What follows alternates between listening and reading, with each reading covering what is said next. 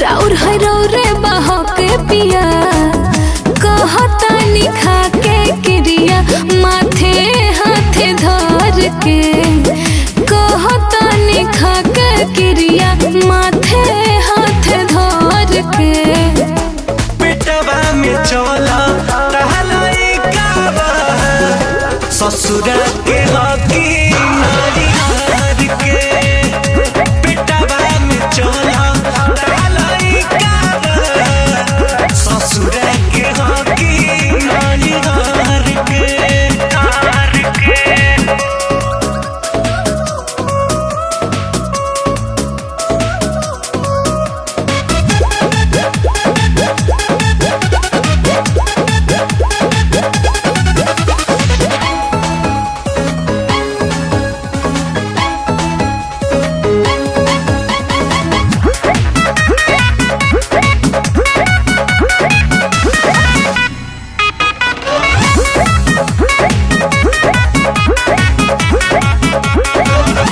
झूठे साचे अच्छा रंग लगाई जनिए राजा जी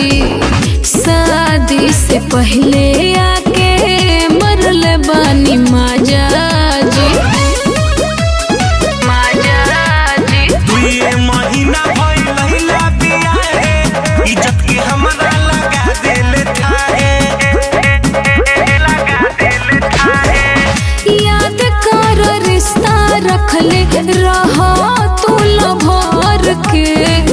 याद कर रिश्ता रखले रहा तू लभर के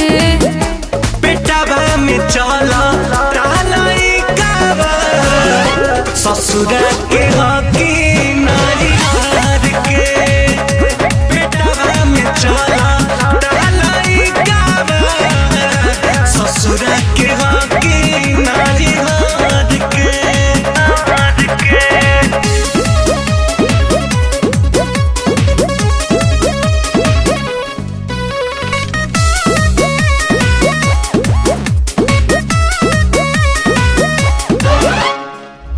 धैले बानी दिन हम अंगूरी पर जोड़ के पहला बेर मिले आइला 3 बजे भोर के और बिहारी संग भइल बा धोखा लइकी त खोजेली सजैसने मौका कहता पूछा दी हम रितेश से फोन करके कहता पूछा दे हम रितेश से फोन करके अरे पेटवा में चलता लइका बा ससुर के हकी नारी हार के पेटवा में चलता लइका बा ससुर के हकी नारी हार के अरे पागल, हम तो मजाक करत रहनी। हम जानत नहीं कि तू हमार हो,